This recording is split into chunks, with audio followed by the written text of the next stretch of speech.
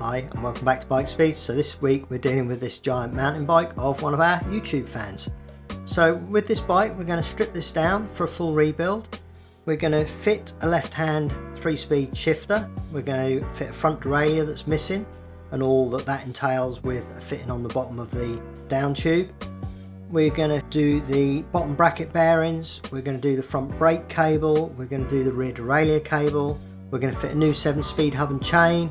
We're going to top up the sealant on both the tyres, sort out a tubeless valve, which actually we didn't do on camera but it needed, and we're also going to service the front forks. So this is sort of your typical entry to mid-level mountain bike that we all see quite regularly, and this has been brought used and he's brought it into us to sort out. Now, first problem we had here was the quick releases were too tight. They are literally a quick release. They're a very small, very fine thread. You can over tighten those and strip out the threads, and that wheel was on the brink of disaster really just with that alone. So as we're stripping down, what I'm doing is I'm weighing up all the various components of the bike. So you can see there was a lot of oil debris on the disc, so I know that I need to sort that out, and also to check the pads. That's probably through over oiling of the drivetrain at some point in its life. And then so I sort of checked through all the parts. Now this bike actually had a cable front brake and a hydraulic rear brake, and obviously on the hydraulic side the shifter for the front derailleur had been removed, so at some point this has been turned into a 1x system with a hydraulic rear brake. Quite common for bikes to sort of be modified and upgraded during a life, and then maybe that owner to then sell that bike on, and this new owner has picked up this bike and we have to then solve all the problems that maybe a previous owner has created. So we had an issue with this pedal arm. It felt very loose and yet had a little bit of grip on it when it came in.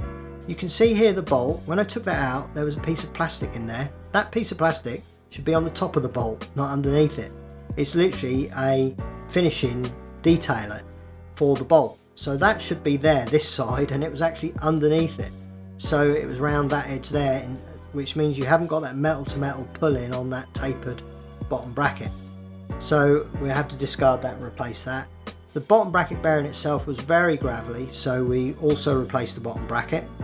So that's what we're taking out there. That gives us a chance to clean up the cup inside here, as you can see. And also it gave me the opportunity to see the mount holes for the new fitting that I was going to put for the new front derailleur cable, to make sure that the bolts that I put in there weren't too long. I could fit and test that first before I then put the new bottom bracket inside the bike. Next up, everything into the Ultrasonic Cleaner. I've sort of noticed a few comments in other social media areas on the internet the last few weeks. One was asking what's actually in our Ultrasonic Cleaner.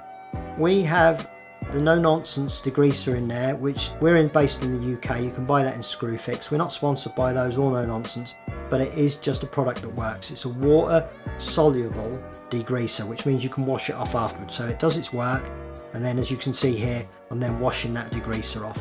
So that's what we're doing there. So we've got the no nonsense degreaser in the Ultrasonic Cleaner. So once everything's gone through the Ultrasonic Cleaner that we want to put through it, we wash all those parts down. We wash down some parts that haven't even been in the Ultrasonic Cleaner, as we can see here with the caliper. So we just give that a little wash down. The pedals, which again these were aftermarket, so again that's an upgrade that someone's put on the bike at some point, and so we just wash those down without absolutely dousing them in water and flushing out any oil that is in them. So we're now rebuilding the derailleur. Again, another question I saw was what is in our syringes and what are those syringes.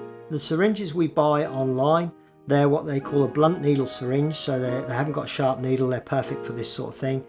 And then the oil that is in there, we use a very, very thin oil. We use the Mint 365, which is almost like water. Just gives a little bit of lubricant to the pivot points of the derailleur. You can wipe it off afterwards. One of the comments I saw was, yeah, but that'll just pick up the dirt and the grit and wear the part out even sooner. What you have to remember is these parts are already worn, already need servicing when they come into us. So we're actually extending the life of that part by oiling it. And by wiping off the residue, you're not going to get that build-up of dirt and debris afterwards. So it's actually a good practice to do. Keeps everything flowing after it's been through the degreaser. So you can see here the difference in those pads. I've cleaned the ones at the top of my hand there. You can see how they look like new again, and the bottom ones are ready to be done. Then I'm sanding off the disc. I actually use sandpaper off a belt sander that I've got, an industrial belt sander that we use for something else, and this is like the leftover belt on that. It's originally 100 grit and 80 grit is what I use on that machine, but by the time they come to here they're so worn out. But they're perfect for those discs because the material on the back of them holds, and it's not like using wet and dry where it just crumbles in your hands on a disc because of the sharp edges. So that's what we were doing there. Next up, we're just going to service these forks. We're just going to take them apart.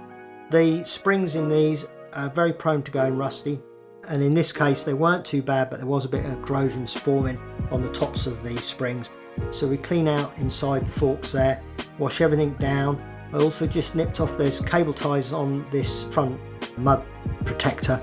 You can see here they were cut off, but they weren't cut off flush, so I just nip off those edges just so that you can't catch yourself on those and scratch yourself up cleaning the bike. And we just clean the stanchions and the threads and everything else before we begin to sort of put it back together, and you know, it's just a case of making everything more serviceable in the future. So we degreased the springs, washed them all down. Let's say there's rust forming on the top here, which I cleaned completely off, and then once that's all re-greased and lubricated, that should sort of stop that corrosion becoming more of a problem. So a little bit of silicone grease on the rubbers at the top, that just helps you put everything in. A little bit of grease on the stanchions as well, just all helps with the rebuild process. I also just used a bit of thread locker on the bottoms of those threads, so you can see there that's not the Loctite that we use on the derailleurs. I can't remember the number of this one actually, what I used there. It's a slightly different, slightly firmer on thread like that, where they sort of stick out the bottom. It's just a little bit better for that size of thread and everything else, so that was what I did on there. Slightly different Loctite to what we use on the derailleurs. Plenty of grease on these components because ultimately water will get into that stanchion, you know, on this sort of level of fork. They're not hydraulic forks. Now the headset bearings, you can see that it got the different spacers and different stem and upgrades again that someone's put on this bike. This is sort of typical of DIY upgrades where people sort of know the principles of what they're doing, so they upgrade to a shorter stem, a little bit flashier, and, you know, logos and things, but they don't quite understand the technicalities of what they're trying to achieve with that upgrade. So what happened with that one was the preloader on the bearing was a little bit tight, so the front headset bearings were then tight. As soon as I slackened it off, they went smooth. There was no gravelly feeling, so I was aware that they didn't really need lubricate, and they flowed and were smooth as they needed to be. So that was why we never took those apart, but we did adjust them. The bike will now ride, and he'll be able to smoothly ride along and flow up the road instead of sort of constantly doing little micro adjustments to his steering to keep the bike in a straight line. So it will ride all much nicer. Next up, we're on the cleaning process. If you look in our playlist, you'll see we did a Triumph and a Humber and a BSA where we explained the T-cutting and the polishing processes that we used. So check those 3 videos out.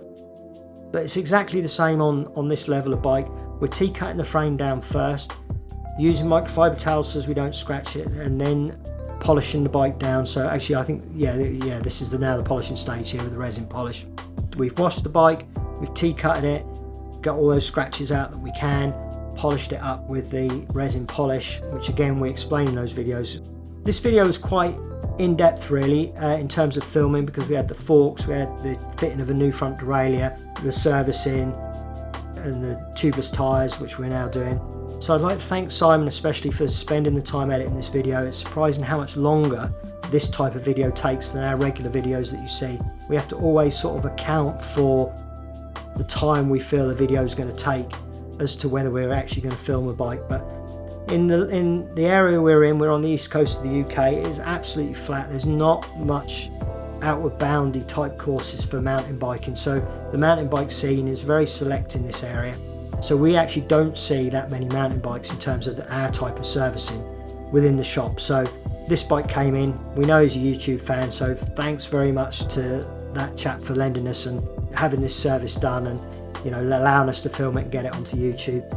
So we've topped the sealant up on this, we've turned the logo on the tyre as we've always explained in our other videos, so you can figure out where your punctures are and everything. Turned the logo over the valve.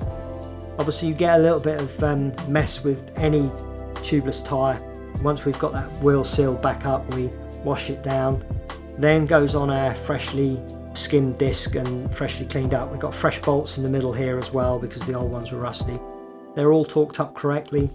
On goes the disc there. We often see comments about removing that. Well, that's not our place to remove things off of a customer's bike, and I actually quite like those when they're all cleaned up.